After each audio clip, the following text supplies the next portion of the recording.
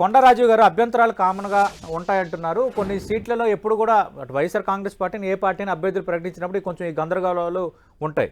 దాన్ని భూతద్దంలో చూడాల్సిన అవసరం లేదని శ్రీనివాస్ గారు అంటున్నారు, కిరణ్ రాయల్ గారు కూడా అంటున్నారు.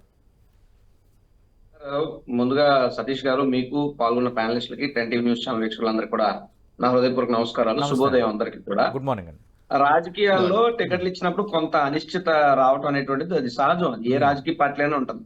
కానీ ఆ యొక్క అనిశ్చితి, ఆ అన్సర్టెనిటీ అనేటువంటి మార్జిన్ ఎంత ఉంది, ఆ స్కేల్ ఎంత ఉంది, ఆ ప్రభావం ఎంత ఉంది అన్నది రాజకీయ పార్టీలు పరిగణలో తీసుకోవాలి. ఇదేదో టీ కప్ లో తుఫాన్ అనుకుని మామూలు తుఫాన్ లో కూడా వెళ్ళి నిలబడితే కొట్టుకుపోతారు. ఇప్పుడు ప్రస్తుతం తెలుగుదేశం, జనసేన పార్టీలు లేదా బీజేపీ పార్టీలు, ఈ 3 పార్టీల కూటమిలో వస్తున్నటువంటి టీ కప్ లో తుఫాను కాదు, వాళ్ళని ముంచేసే తుఫాను. అది తెలుసుకోకపోతే అది వాళ్ళ ఇష్టం. ఓడిపోయేందుకు వాళ్ళు సిద్ధపడితే దానికి మాకేం అభ్యంతరం లేదు.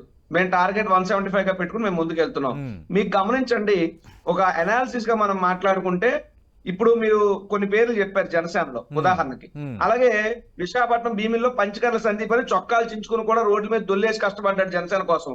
ఏదా కుర్రోడికి సీటు, పాటంశెట్టి సూర్యచంద్రరావు ఏది అతనికి సీటు, లేదంటే తెల్లారేస్తే మా రోజా గారి మీద అనేక విమర్శలు చేసి కిరణ్ రాయల్ గారికి ఏదంటే సీటు. సో ఇలాగా, లేదా మీరు చెప్పినటువంటి శివశంకర్ గారికి ఏది సీటు, లేదా బొలిశెట్టి సత్య గారి పరిస్థితి ఏంటి అంటే, వాస్తవంగా ఒరిజినల్ గా జనసేన పార్టీని భుజాన్ని వేసుకుని మోసి పవన్ కళ్యాణ్ వెనకాతలు నమ్ముకుని తిరిగినటువంటి వ్యక్తులు ఎవరికి కూడా సీట్లు రాలేదు. నంబర్ 1. నంబర్ 2, ఉత్తరాంధ్రలో రోజా గారి మీద కానీ మా పార్టీ మీద కానీ అనేక దారుణమైనటువంటి మాటలు, తన నోటికి అత్యంత దారుణంగా పనిచెప్పిన వ్యక్తుల్లో బండారు సత్యనారాయణమూర్తి ఒకరు. ఏదైనా సీటు, గంటా శ్రీనివాసరావుకి సీట్ లేదు. లేదా తూర్పుకాపు సామాజిక వర్గానికి ఉత్తరాంధ్ర తెలుగుదేశం పార్టీకి ఒక పెద్ద దిక్కుగా ఉన్నటువంటి మాజీ రాష్ట్ర అధ్యక్షుడు కిమిడి కళా వెంకటరావుకి దిక్కు లేదు. ఆయన విషయంలో విజయనగరం ఎంపీ గానీ లేదంటే గజపతి నగరం అసెంబ్లీ స్థానానికి కేటాయించే అవకాశం ఉందంటున్నారు. అక్కడ కొండపల్లి శ్రీనివాస్ అనౌన్స్ చేసినప్పటికీ రిపోర్ట్లు అనుకూలంగా లేవు కాబట్టి కిమిడి కళా వెంకటరావు గజపతి నగరం అభ్యర్థిగా రంగంలో దిగొచ్చు అనే చర్చ జరుగుతుంది. సార్ మీరు ఒక మాట గమనించండి సార్, కిమిడి కళా వెంకటరావు అనే వ్యక్తి ఆ పార్టీకి సీనియర్ నాయకుడు, రాష్ట్ర అధ్యక్షుడే కదా. బుచ్చయ్య చౌదరి గారు లాంటి ఆయనకి సీట్లు ప్రకటించేసి ఆయన కోసం ఎన్ని తిప్పలైనా ఉప్పులైనా పడిపోయి ఆ సీటును కాపాడుకోగలిగినటువంటి చంద్రబాబు నాయుడు గారు ఓ తూర్పు కాపు సామాజిక వర్గానికి చెందినటువంటి నాయకుని ఎందుకండి ఎంతకాలం వెయిట్ చేపిస్తారు? ఇదంతా ఈ ప్రాంతంలో వస్తున్నటువంటి చర్చ. ఇందులో వాళ్ళ పార్టీలో వాళ్ళు ఎవరికి సీట్లు ఇచ్చుకోవడం మాకు సంబంధం లేదు, వాళ్ళ చెప్పుల్లో కాలు పెట్టే అవసరం నాకు అంతకన్నా లేదు. మీకు ఎగ్జాంపుల్ చెప్తున్నాను. అలాగే బీజేపీ పార్టీ చూడండి, ఉదాహరణకు ఒక జీవీఎల్ నరసింహారావు గారు సుమారు 2 ఏళ్ల నుంచి కూడా విశాఖపట్నం పార్లమెంట్ అభ్యర్థి స్థానం కోసం అతను కష్టపడుతున్నాడు.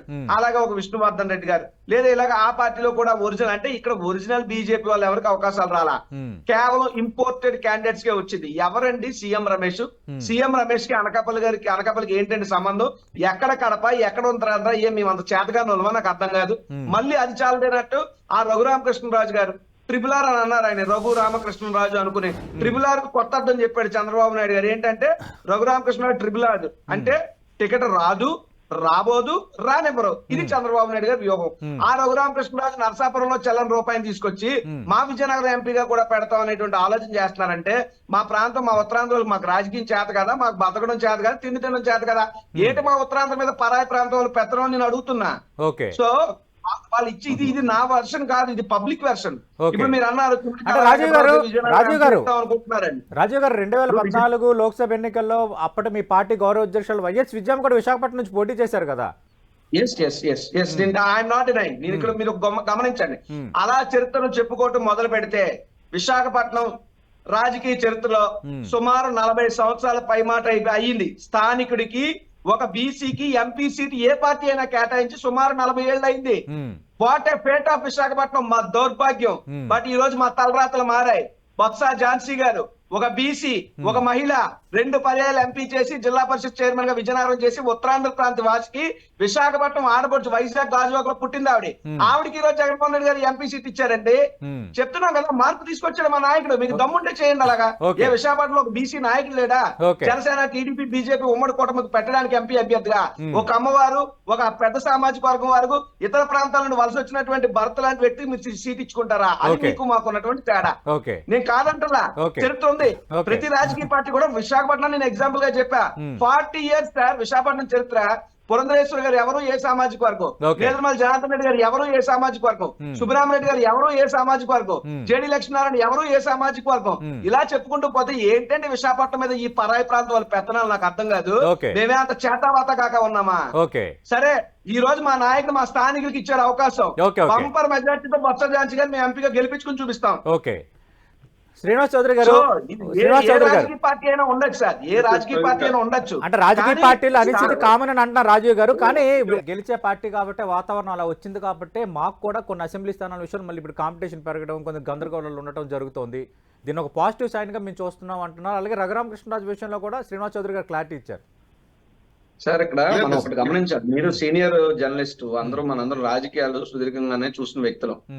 జనరల్ గా రాజకీయ పార్టీ ఈవెన్ కాంగ్రెస్ పార్టీ అంటే 1% ఓట్ బ్యాంక్ లేని కాంగ్రెస్ పార్టీకి కూడా మేము పోటీ చేస్తాం అంటే మేము పోటీ చేస్తాం అంటూ నామినేషన్లు బీఫారాలు కావాలంటూ క్యూలు కడతారు ఆఫీసులకి.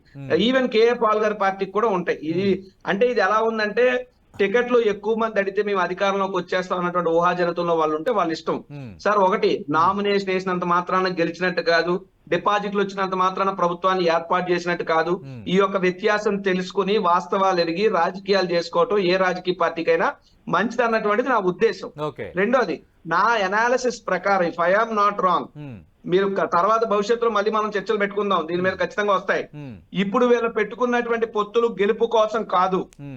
I'm again on my record. ఇప్పుడు పెట్టుకున్నటువంటి బీజేపీ, టీడీపీ, జనసేన పొత్తులు 2024 ఎన్నికల్లో గెలుపు కోసం కాదు.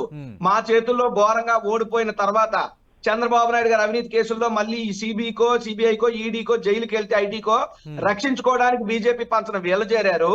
ఏ పార్టీ వాళ్ళకంత ఫలం బీజేపీ వారికి ఆంధ్రప్రదేశ్ లో లేదు కాబట్టి రేపు ఓడిపోయిన తర్వాత ఇదే తెలుగుదేశాన్ని, జనసేనని వాళ్ళల్లో అంటే బీజేపీలో విలీనం చేసుకుని సౌత్ లో, ఆంధ్రాలో బీజేపీ ఒక మెట్టు ఎదగడానికి వాళ్ళు పెట్టుకున్నారు.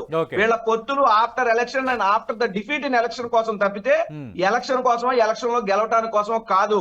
నేను ఇంకోసారి చెప్తున్నా, ఇచ్చినటువంటి సీట్లు, అక్కడ జరుగుతున్నటువంటి పరిణామాలు నిశ్చితంగా రాష్ట్ర ప్రజలు గమనిస్తున్నారు. మేము బ్రహ్మాండంగా నియోజకవర్గాలకు అన్ని సీట్లు ప్రకటించేశాం. ప్రతి నియోజకవర్గంలో కూడా అన్ని మా కార్యక్రమాలు జరుగుతున్నాయి. మా నాయకుడు బస్సు యాత్రను తిరగబోతున్నారు. వీళ్ళు ఇంకా సీట్లు సర్దుబాటులోనే కొట్టుకుంటున్నారు. కాబట్టి పొత్తుల ఎత్తుల్లో వీళ్ళ చిత్తం ఒక తప్పదు. గెలుపు మాది. 175 కొట్టాలనేటువంటి లక్ష్యంతో మేము పనిచేస్తున్నాం. కాబట్టి వాళ్ళ గొడవ వాళ్ళకు ఉండొచ్చు తప్పితే ప్రజలు మాత్రం అన్ని గమనిస్తున్నారు. ప్రతి దానికి భగవంతుడు స్క్రిప్ట్ రాస్తాడు. నోరు ఉంది కదా అని ఇష్టానుసారం వ్యవహరిస్తే రఘురామకృష్ణరాజు లాగా చాలా ఇబ్బంది పడతారు. భగవంతుడు అన్ని చూస్తాడు అనేటువంటిది రఘురామకృష్ణరాజు ఒక ఎగ్జాంపుల్ గా ఈ రోజు ఆంధ్రప్రదేశ్ రాష్ట్ర రాజకీయాల్లో చర్చ అవుతుంది. ఇంకోసారి దయచేసి రఘురామకృష్ణరాజు వైసీపీ ఎంపీ అనద్దండి. ఆయన వైఎస్ఆర్ కాంగ్రెస్ పార్టీ ఎంపీగా గెలిచిన గడిచినటువంటి 4.5 ఏళ్ళగా కూడా చంద్రబాబు పంచన చేరాడు. పచ్చ మీడియాలోనే ప్రతిరోజు డిబేట్లు మాట్లాడాడు. చంద్రబాబు నాయుడు